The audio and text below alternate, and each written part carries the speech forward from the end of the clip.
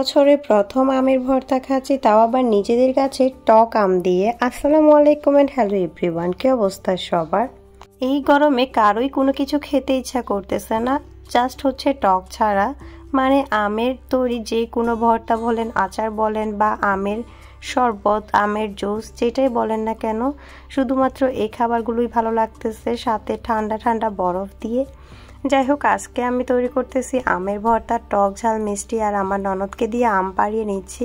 আমগুলো হচ্ছে ছাদের একদম কাছেই ধরছে, যার কারণে ছাদে উঠে আমগুলো পাড়া যাচ্ছিল। পেড়ে নেওয়া আম আর নিজেদের হাত দিয়ে পেড়ে এইভাবে ভর্তা তৈরি করার মধ্যে কিন্তু তফাৎ রয়েছে। মানে হচ্ছে আগে থেকে পেড়ে রাখা আম দিয়ে ভর্তা খেতে যতটা মজা, তার চেয়ে দ্বিগুণ মজা লাগে এইভাবে আম কুড়িয়ে নিয়ে বা আম নিজের হাতে পেড়ে সেই ভর্তা তৈরি করতে। আর আজকের ভর্তাটা তৈরি করার জন্য এখানে আমার মোস্ট ইম্পর্টেন্ট যে জিনিসটা দরকার সেটা হচ্ছে কাসুন্দি। যে কোনো ভর্তার মধ্যে কাসুন্দি দিয়ে খেলে কিন্তু এমনিতেই টেস্টটা বেড়ে যায়, তাছাড়া যদি আমের ব্যাপারটা আসে তাহলে তো একদমই কথা নেই, কাসুন্দি তো মাস্ট লাগবেই আমার।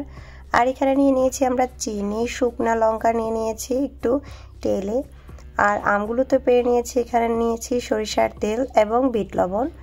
নর্মাল লবণটাও নিয়ে নিয়েছিলাম, তবে বিট লবণটাও মাস্ট বি দরকার যদি আপনি আমের ভর্তাটাকে টেস্ট বাড়াতে চান।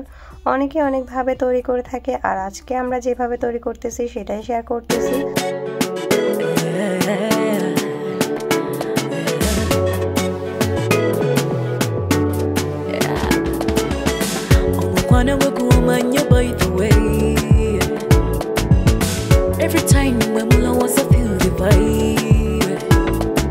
ফেসবুক স্ক্রল করলেই ইদানিং সামনে শুধু আমের ভর্তা, আমের আচার, আমের পান্না, আমের শরবত বা আমের রেসিপি যেটাই বলে, ইদানিং শুধু এগুলাই চোখে পড়তেছে।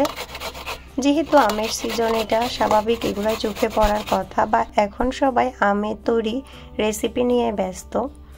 যাই হোক, আমিও সেই ট্রেন্ডে গা ভাসিয়ে দিলাম। এখানে আমগুলো গ্রেট করে নেওয়ার পর এখানে দিয়ে দিয়েছি শুকনো লঙ্কা যেগুলো টেলে নিয়েছিল, এগুলোকে একটু কুচলিয়ে নিয়ে লবণ দিয়ে, তারপর হচ্ছে ধনিয়া পাতাগুলোকে কুচি করে দিয়ে দিয়েছে। আর এখন দিয়ে দিচ্ছি বিট লবণ, সাথে দিয়ে দিচ্ছি এখন ভালো করে ঝাঁকিয়ে নিয়ে কাসুন্দি। এখানে আপনি আপনার পরিমাণ মতো কাসুন্দি দিবেন। মানুষ ভেদে ভর্তা তৈরির ধরন ভিন্ন হতে পারে, যেমন অনেকে কাসুন্দি পছন্দ করেন না ভর্তার মধ্যে, আবার অনেকে রয়েছেন ভর্তার মধ্যে বা আমের ভর্তার মধ্যে শসা দিতেও নাকি পছন্দ করেন। তো এক একজনের টেস্ট বা এক এক রকম, বা এক এক জেলায় ভর্তা তৈরির ধরনও কিন্তু এক এক রকম। আমি যেভাবে তৈরি করি আজকে আমি সেভাবে আপনাদের সাথে শেয়ার করতেছি। এই ভর্তাটা খেতে কিন্তু ভীষণ মজা হয়, টক ঝাল মিষ্টির একটা টেক্সচার থাকে। ভর্তার এই টাইমটাতে এভাবে হাত দিয়ে মাখিয়ে নেওয়ার টাইমটাতে হচ্ছে জিভে জল চলে আসে। আর আমার তো ভিডিও এডিট করার সময় এখনও জিভে জল চলে আসতেছিল, যার কারণে ভর্তা মাখানোর পর আর হচ্ছে সময় নিতে পারি নাই ভিডিও রেকর্ড করার জন্য। পর্যন্ত অর্ধেক খাওয়ার পর মনে পড়লো ভিডিওই তো রেকর্ড করি নাই। যাই হোক, আমরা ভর্তা খাওয়া শেষ করে বিকালের দিকে আবার নদীর পাড়ে আসছি। এখানে একটু ঝাল ঝাল করে ঝালমুড়ি বানানো হচ্ছে, যার জন্য হচ্ছে আমার ননদ এখানে কার কাছ থেকে জানি ধনিয়া পাতা নিচ্ছে সে নিজেও জানে না। একে তো অতিরিক্ত পরিমাণে গরম পড়তেছে, তার উপর হচ্ছে গ্রামের মধ্যে লোডশেডিং, মানে হচ্ছে 1 ঘন্টা কারেন্ট থাকলে 4 ঘন্টা 5 ঘন্টা কারেন্টের কোনো নামই থাকে না। যার কারণে আমরা বিকেলবেলা চলে আসছিলাম নদীর পাড়ে একটু প্রাকৃতিক বাতাস খাওয়ার জন্য। আর এখানে আসার পর বাচ্চারা তো গোসল করার জন্য একদম পাগল হয়ে গেছে নদীর পানিতে গোসল করতে।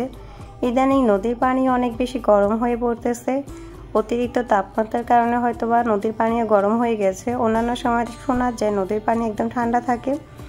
যাই হোক, আমাদের ঝালমুড়ি খাওয়া স্টার্ট হয়ে গেছে। এখানে ঝাল ঝাল করে ঝালমুড়ি মাখিয়ে নেওয়া হয়েছিল, সেই ঝালমুড়িগুলো খাচ্ছিলাম আর ওদের গোসল করার অবস্থা দেখতেছিলাম। ছোটবেলায় আমরাও এইভাবে গোসল করতাম, তবে সেটা নদীতে না, পুকুরে গোসল করতাম। যাই হোক, আজকের ব্লগটা এখানে শেষ করে দিচ্ছি। সবাই ভালো থাকবেন, আল্লাহ হাফেজ।